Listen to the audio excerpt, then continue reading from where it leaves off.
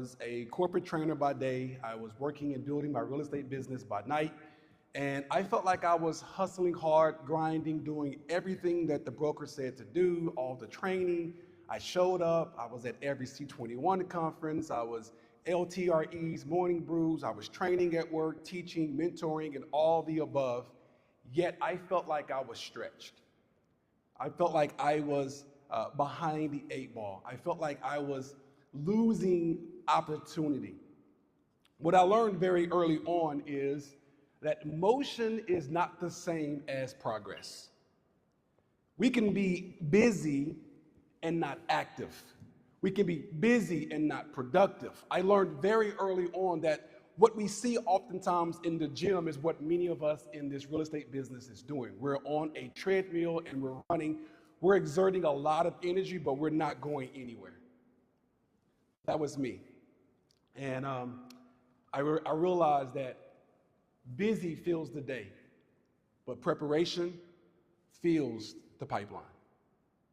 I learned that, hey, you can be on this thing called this treadmill of real estate. You can be busy doing all the necessary things, starting everything from scratch. I mean, everything, follow-ups, plans, communication, every post, every system was beginning from scratch over and over again, and I was busy. Now, let me tell you about my good friend named Hobo Harold. Hobo Harold is an interesting guy. He lives in a particular town, and in this town, there was a very rich man who had a daughter that nobody wanted to marry. Maybe because the eye didn't behold her, but whatever the case may be, the rich man said, hey, one of my last dying wishes is that my daughter finds a suitable bachelor. So what the rich man did was he called forth this feast, and he said, hey, every eligible bachelor come on in, and including Hobo Harold.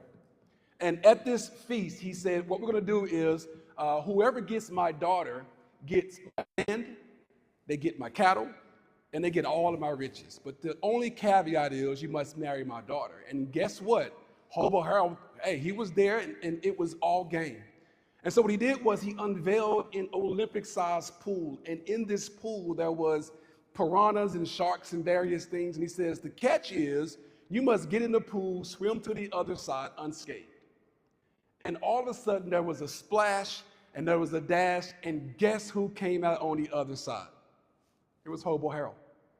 And the rich man said, I mean, I know my daughter is not the best looking, the eye doesn't behold her too well, but I can't let my daughter marry Hobo Harold. So he says, Hobo Harold, I tell you what, I'll give you all of my land and all my cattle if you just don't marry my daughter. And Hobo Harold says, I don't want your land and your cattle. He said, well, I'll give you my land and my cattle and my riches. And he says, I don't want your land, your cattle, your riches. He said, well, what do you want? He says, I want to know who pushed me into the pool. It's a unique story about being pushed into the pool. Being pushed into the pool of real estate. Many of us are pushed into this pool of real estate for various reasons. We are in it because we got bills. We're in it because we was told to do it. We were in it because HGTV said, hey, this is the best thing you can do. It's pretty easy, right? We're pushed into the pool, and many of us in real estate are just flapping around, splashing and dashing, being very busy, but not very productive. We're pushed in, and we're doing all the things in the pool, but not making real progress. What I learned is that busy is not the same as productive. And busy agents are the individuals who are using adrenaline. They are starting from scratch. They are the ones who fills the day with all this activity, and their social media timeline also says it. We see those individuals who are on social media and they're posting all this good stuff, and I'm like, are you selling houses though? You're touring, you're posting, and it looks adventurous, but there's no real income. Whereas the prepared agent is the individual that is building structure and systems and not reacting, but they're responding. Now, what is reacting versus responding? Reacting is, my dad told me as a kid, that when someone acts or does something, we react, we tap back, we clap back. Reacting for the agent is When a lead comes in that we wasn't prepared for, we're scrambling to make it do what it do. We're scrambling to tie it all together. We're scrambling, starting from scratch over and over again because we haven't built the systems in place to meet the people where they are. Response, however, is thinking and calculating and being properly prepared. You know the old adage, right? Proper preparation prevents poor performance. It's in proper preparation that you are building a sustainable business and you're also building your pipeline. Because I believe that the market rewards speed and speed builds trust. But the market also punishes exhaustion. Most of us in this business, we remember pandemic. We were exhausted. Many of us were exhausted because we had no true preparation. We were flying at the seat of our pants and we were just doing everything as it came our way without working on the business. We were just working in the business.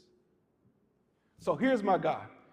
If you know me, I teach artificial intelligence and I always lead with my favorite superhero of all times. My favorite superhero is Batman. I love it because Batman is like most of us, or all of us, he's human.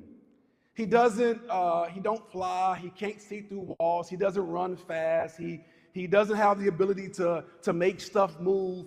Batman is handsome, he's intelligent, but he's also rich. And I use that because, hey, one day I hope to be as rich as Batman is. But what I love about Batman is he leverages his resources. He leverages the fact that he has money to buy tools and tricks and planes and cars and whatever toy he wants to purchase and create, he has the resources that he can leverage to do that. Now, there's something else that my man Batman has that I absolutely love. He has this thing called the utility belt. Now, you might have said at the very beginning when I said he was my favorite superhero, you might have said, no, Robert, it's Superman. And my argument to that is Batman is so prepared that he keeps a little bit of kryptonite in his utility belt just in case Superman gets too big for his britches. That's preparation. He studies every scenario. He's prepared. He walks in and he already has it all mapped out. It's the reason why he's the leader of the Justice League, because he is prepared. He doesn't walk into a circumstance trying to figure it out on the fly. He's already created. Now, he's leveraged some things like his Alfred. He's leveraged his utility belt, his resources, his private eye investigating skills, right? He's leveraged those things. So for you and I as realtors, what does that look like? What does it look like if we also had our own utility belt? It looks something like this. Proven scripts. It's systems and processes that we can implement each and every time. What is the process and or system that you have for every new lead? You see, when people reach out to you, they don't just want information, they want clarity. When a lead comes to you, they don't just want you to respond, they want confidence from you. You see, preparation looks like for us as proven systems and proven scripts, and also it's repeatable workflows that work even when you're not there. Have you ever considered what are the bottlenecks in your business? Like, do you even know what the bottleneck is in your business or the system and process that needs to be mapped out even better? And then what I love so much is I teach this all the time. It's why I wrote the book called Leverage, the AI Advantage for Real Estate, is AI support. Yes, artificial intelligence is an incredible tool in our utility that we can leverage and use to maximize. The goal of the belt is not to replace us. The goal of the belt is not to become robotic. The goal is that it enhances what we do every single day. It makes me available to respond in my most human-like form because it enhances my everyday outreach and technique. You see, what the AI can do for you as well is that it's not the hero. AI is not the hero, you are the hero. But what it can do is it can shrink the gap between your intention and your execution. How many of you ever been in a situation where you knew that you had to follow up with a lead, but it fell through the crack? We saw it earlier with the technology that is coming our way, where you can simply have a task and talk to the task, and it will scale, and we'll put it on your calendar for the next week or 2 weeks so that nothing gets dropped in the crevices or the cracks. You see, AI can help you with that. It's not your replacement. It is the enhancement for what you and I do every single day. Here's a formula I want to give you. Relationships times leverage times consistency equals sustainable growth. Let's talk about that for a minute. I was told by one of my mentors in the business, Brad Horak, he said, Robert, the business is about 3 things: meet new people, stay in touch, ask for the business. I was told by many others that this is a contact sport. This is relationship. If people need to know, like, and trust you, they must first be in relationship with you. You see, I don't like and trust somebody I'm not in relationship with. So number 1 is relationships. Then 2 is that leverage, right?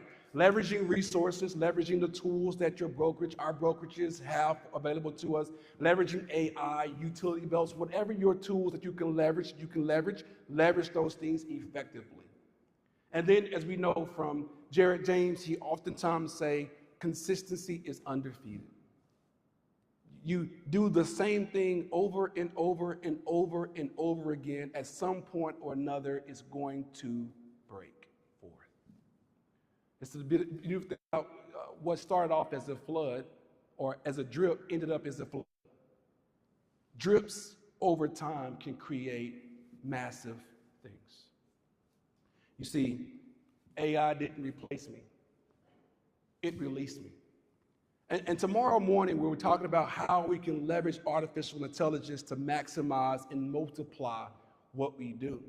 How we can multiply our minutes to scale and to now get more hours back in a given day, in a given week, to do more income producing activities. But I also want to say it's about lead generation is not about just necessarily getting more leads. It's about how can we convert more leads. Lead generation is not all about just give me more leads. It's all about how can I convert what I have already available to me. In my former life as a corporate trainer, we would oftentimes train about various conversion rates. Lead to contact, contact to conversation, conversation to close, close to enroll. And we will measure those things. And yes, we will look at all of our lead aggregators. We will look at all of our lead sources to see where we can maximize our dollars and improve some of that. But we was always looking at the agent and how we can improve their ability to convert what they already have. Most of us have some old leads that haven't gotten the time of day. It is statistically speaking that says 86% of all conversions or sales happen after 8 touches.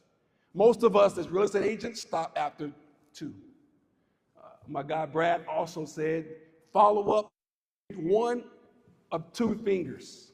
Right? You got a thumbs up or you got another finger. And even then, my AI and I are going to ask for a referral even when you do give me that finger. So I kept following up so much, you might know somebody else that needs my persistence. It's about converting more.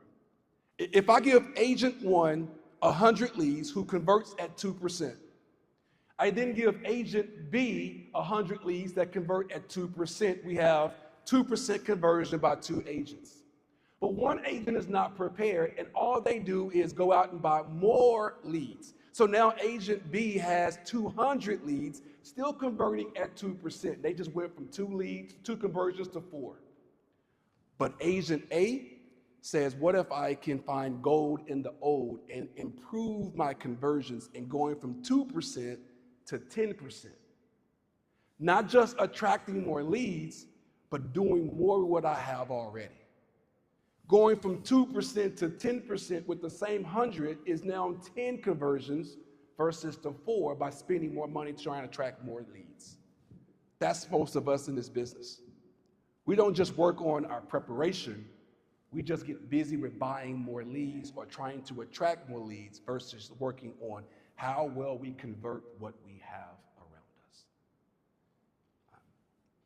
This is all about preparation. Remember, busy, it fills the day, but preparation fills the pipeline. The market rewards speed, but it also punishes exhaustion.